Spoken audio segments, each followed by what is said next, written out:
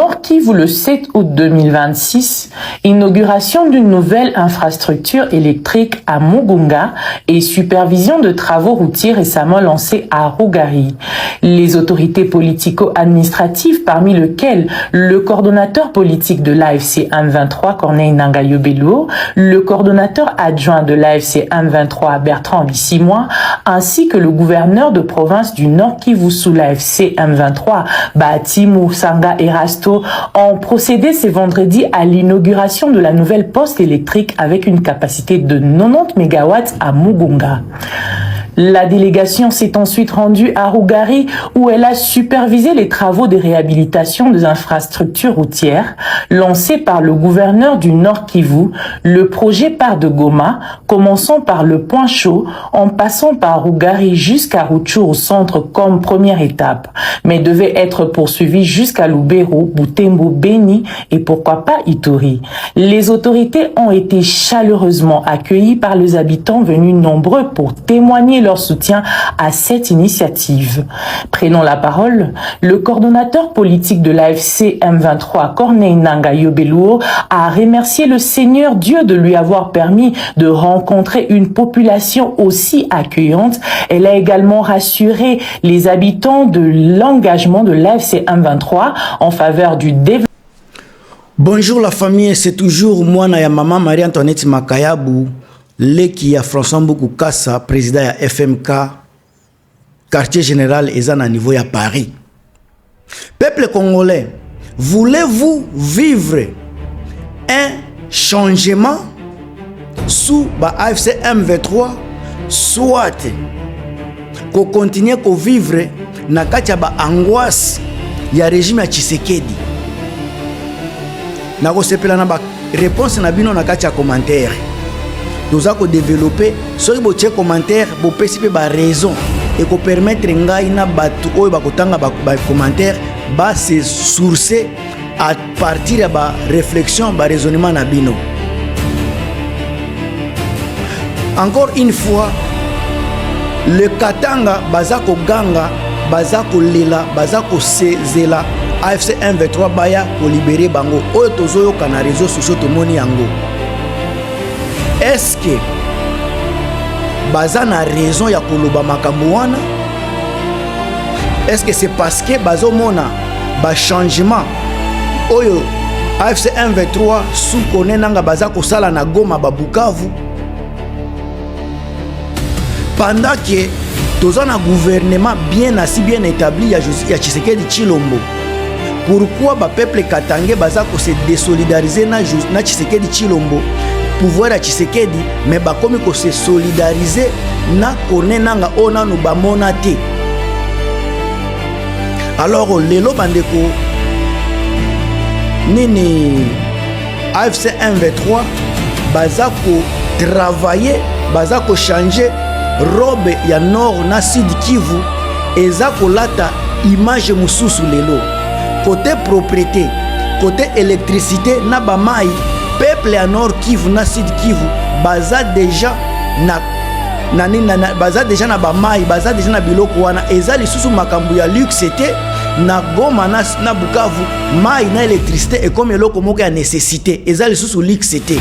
Alors batoto ya Grand Katanga tango bazomona makambu zoleka na ba Nord Kivu na ba Sud Kivu telemake balalaka na mulili bazalaka na mai te bazalaka na électricité te yango bozomona bakomi kolela bakomi ko espérer bakomi pe kotala soki nanga aye tango mususu bango pe bakobanda komona électricité 24 sur 24.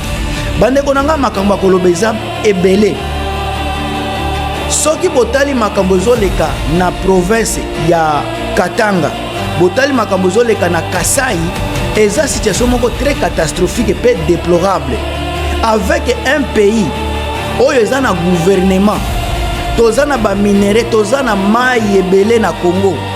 Tshisekedi eza incapable ne fût-ce que ya ko stabiliser province ya Kasai. Tshisekedi eza incapable ya ko stabiliser ne fût-ce que province ya Tanganyika. Tshisekedi eza incapable ya kopesa mai na ville province à Kinshasa.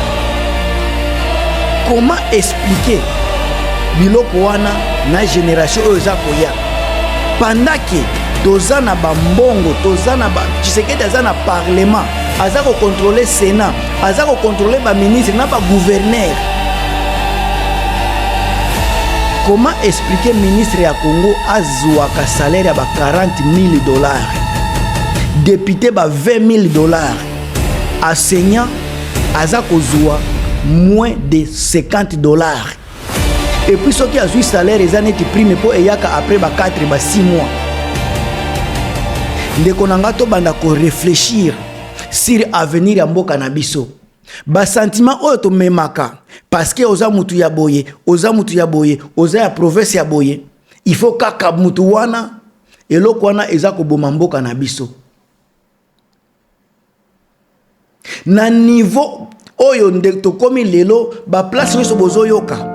1v3 azakoya population bazako sepela 1v3 AFC bake place boye population bazako sepela bazui province boye population bazo sepela soki vraiment bato ya gouvernement bazalaki mayele balingaki bazwa pena leçon ke population asi abaye bango il faut ba changer façon ya kosalela na ba province bango bazako diriger avant qu'il ne soit trop qu'il ne soit tard procéder à la concertation avec mais malheureusement et a convenu bango bazako se fier toujours na ba mensonge sur mensonge regroupé leloyo Burundi andimi ko abandonner Tshisekedi parce que a comme une situation moko critique et pas inaye dans les espaces libérés Angola ami longoli na makambo ya Tshisekedi et de permettre à la population de bénéficier nani nakoloba allié moko stratégique ya longue date lokola Angola a commis longola na makambo ya Tshisekedi.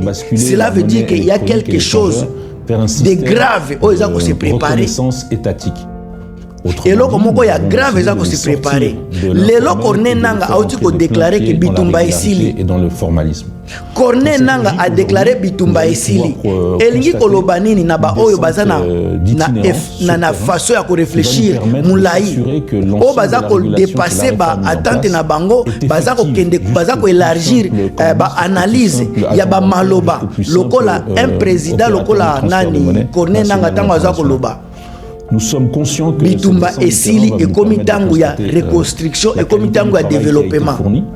La qualité so ibozongi na makambo ya Doha balobaki dialogue il faut toko suba kosuka na dialogue. Ce dialogue o bango bazoloba eza dialogue sa Tshisekedi. Tango bazako loba dialogue sa Tshisekedi donc bazoloba makambo déjà après Tshisekedi. Tango nanga skazoloba Bitumba esili eza koloba déjà basi ba l'équipe étape wana ba comme une étape ska reconstruction Tshisekedi eza lisusu te. Ça c'est quelqu'un qui a mais so botal pe ba carte ba tu libanda ba américain Union européenne ba kati relation na Tshisekedi. Pourquoi bango tu ba kati ba relation na Tshisekedi? Dans la machine il faut que ça nous interpelle tous biso ba congolais. Motif eza nini ya kobwa ki sa Tshisekedi au profit ya ba Corneille Nanga. Motif eza nini oyo ba américain ba abandonner Tshisekedi au profit ya Corneille Nanga. Union européenne ba français ba belge bango tout baza derrière ba dialogue national inclusif oyo eza contre Tshisekedi. Est-ce que ça ne dit pas quelque chose que déjà baza contre Tshisekedi baza ko prôner présence ya ba AFC M23 ba Joseph Kabila donc bango baza pour bango et non Tshisekedi parce que dialogue ya Tshisekedi bango tout baza contre yango bazo kende dialogue selo Doha oyo ba Senko ses papiers en ordre que chacun s'est acquitté des droits et redevances à l'État. Et donc, chacun peut poursuivre ses activités commerciales et économiques encadrées et sereines. Et je salue en tout moment la résilience de la population du Nord et Sud Kivu qui a embrassé les mesures, encore une fois, et qui a accepté de les accompagner. Les cartes pour la reconnaissance faciale sont des cartes qui ont été mises en place automatiquement et vous allez surpris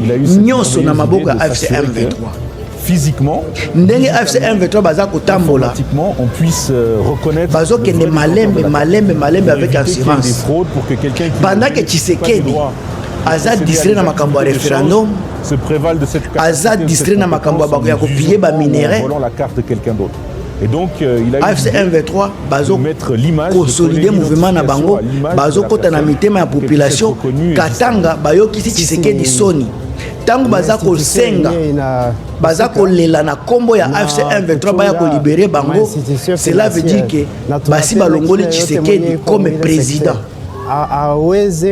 Baza lisusu na somo na Tshisekedi te wana eza ba lecture naza kozwa na makambo zo lekasika na Kongo. Alors bande ko bino bato bozo yoka ngai lecture na bino eza nini tango bozo mona bakatange baza ko se désolidariser na Tshisekedi ba province ebele baza kozela AFC M23 comme ba libérateur comme espoir na bango. Bino bozomona ndenge nini population tango baza ko se désolidariser publiquement na Tshisekedi. Natiki ba maloba na nini natiki maloba epa na bino na kebi na ndimete bokopesa nga biyano ba réponse na kati ya ba commentaire oyo ko permettre ngai pe natanga na yekola ba point de vue na bino esika bozwami. Vraiment merci. Bon week-end na bino nyos bozotalanga. On se revoit à très bientôt. Soki information mususu yé na komemela bino vraiment avec plaisir.